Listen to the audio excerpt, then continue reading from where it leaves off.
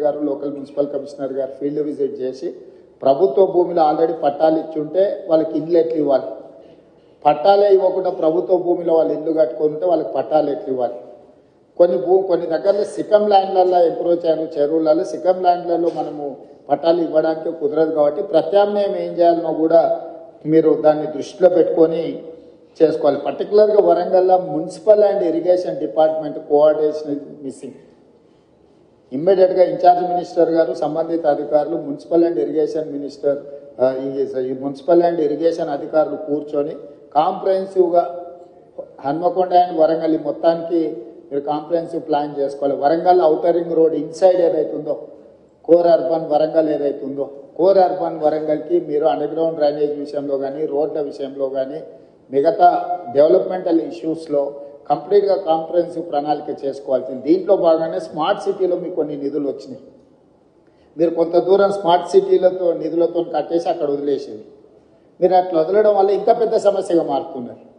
So state government నుంచి అని ఏం కావాలనో శ్రీదేవి గారు మీరు ఆ స్మార్ట్ సిటీలో చేయంగా మిగిలిన పనులు ఏం చేయాలనో కూడా దానికి ఒక నివేదిక తయారు చేయండి. మనం అవసరమైతే ప్రత్యేకంగా బడ్జెట్ ఇచ్చి వరంగల్ మీద ప్రత్యేకంగా ఫోకస్ పెడదాం. పనులు మాత్రం వదిలేయడానికి వీలు లేదు. స్మార్ట్ సిటీలో తెచ్చుకోగలిగిన తెచ్చుకోండి. బ్యాలెన్స్ వర్క్స్ ఏవైతున్నాయో ఖచ్చితంగా స్టేట్ గవర్నమెంట్ నుంచి మీరు ప్రపోజల్ ఇవ్వండి. Government is here to sanction all those ఏవైతే సమస్యలు ఉన్నాయో వాటికి సంబంధించి.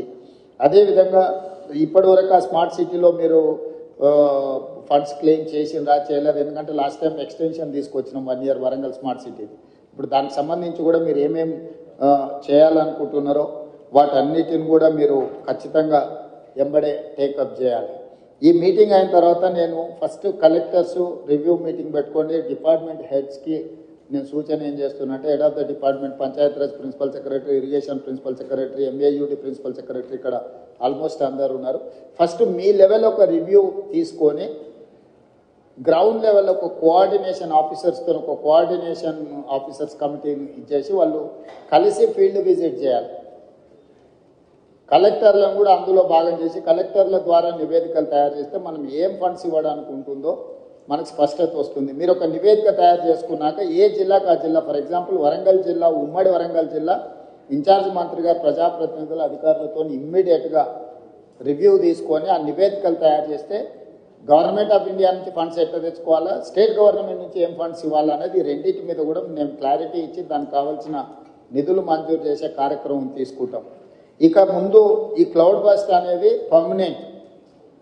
మీరు ఏదో ఈ ఒక్కసారి వచ్చింది దీన్ని టెంపరీగా మీరు అడ్రస్ చేద్దాము అని అనుకుంటే మీ తప్పు. పోయిన సంవత్సరం వచ్చింది, ఈ సంవత్సరం వచ్చింది. మీకు కోవిడ్ తర్వాత క్లైమేట్ చేంజెస్ జరిగినాయి. ఇంకా రెగ్యులర్గా మనం ఈ ప్రాబ్లం ఫేస్ చేసేది ఉంటుంది. కాబట్టి ఈ ఇష్యూస్ని పర్మనెంట్గా ఎట్లా అడ్రస్ చేయాలనో మీ దగ్గర ప్రణాళిక ఉండాలి. అంటే రిసోర్సెస్ అంటే ఫండ్స్ రిసోర్సెస్ ఎట్లా మనం చేసుకోవాలి, యాక్షన్ ప్లాన్ ఎట్లా చేసుకోవాలి, మీ దగ్గర అందరి దగ్గర కూడా నివేదికలు పెట్టుకొని చేసుకోవాల్సిన అవసరం ఉంది. దీని మీద ప్రత్యేకంగా దృష్టి పెట్టండి. ఎవరైనా అధికారులు ఉన్న నెక్స్ట్ 10-15 days అన్ని సెలవులు రద్దు చేయండి. క్షేత్రస్థాయిలో నివేదికలు తయారు చేయండి. ప్రభుత్వం వైపు నుంచి మీకు పూర్తిగా సహకారం ఉంటుంది. ప్రజాప్రతినిధులు ఇచ్చే నివేదికలను కూడా పరిగణలోకి తీసుకోండి. ఫీల్డ్లో మీరు క్షేత్రస్థాయి నివేదికలు తెప్పించుకొని తక్షణం దీని మీద చర్యలు తీసుకోవడానికి అవసరమైన ప్రణాళికలు చేస్తే నేను మళ్ళీ అన్ని జిల్లా కలెక్టర్లతోనే హైదరాబాద్ స్థాయిలో నేను మళ్ళీ రివ్యూ తీసుకుంటాను. Arvind next 1 week, after 1 week ask them to come with reports.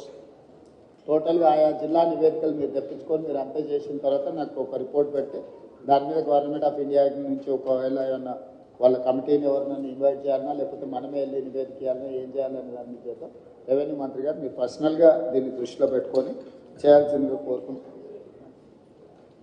R&B అక్క పక్క నుంచి చెప్తుంది ఆర్ఎన్బిలో చాలా రోడ్లు డ్యామేజ్ అయినాయని. ఆర్ఎన్బి అధికారులు వికాస్ ఆర్ఎన్బి నుంచి ఏమున్నదో మీరు స్పెషల్గా ఒక ఆఫీసర్ని ఇచ్చేసి దీని మీద కంప్లీట్గా నివేదికలు తెప్పించండి. లోకల్ ఏ ఇష్యూస్ ఉన్నా కూడా ఒకసారి దీన్ని టోటల్గా నివేదికలు తెప్పించి పనులు పూర్తి చేయాల్సిందిగా కోరుకుంటూ అధికారులు ఎవరు నిర్లక్ష్యం వహించినా ప్రభుత్వం దాన్ని సీరియస్గా పరిగణలోకి తీసుకుంటుంది. దయచేసి నిర్లక్ష్యం అనేది వదలండి. క్షేత్రస్థాయిలకు వెళ్ళండి. కలెక్టర్లు కూడా ఫీల్డ్ విజిట్లు చేయాల్సిందే. నేను కలెక్టర్లు చీఫ్ సెక్రటరీ గారు కూడా చెప్పిన మీ ఏసీఆర్లు రాసినప్పుడు మీ ఫీల్డ్ విజిట్స్ కూడా వన్ ఆఫ్ ద క్రైటీరియా. మీరు అనుకోవచ్చు ఫీల్డ్ విజిట్ చేయకపోతే ఎక్కువ అయితే ట్రాన్స్ఫర్ చేస్తారని.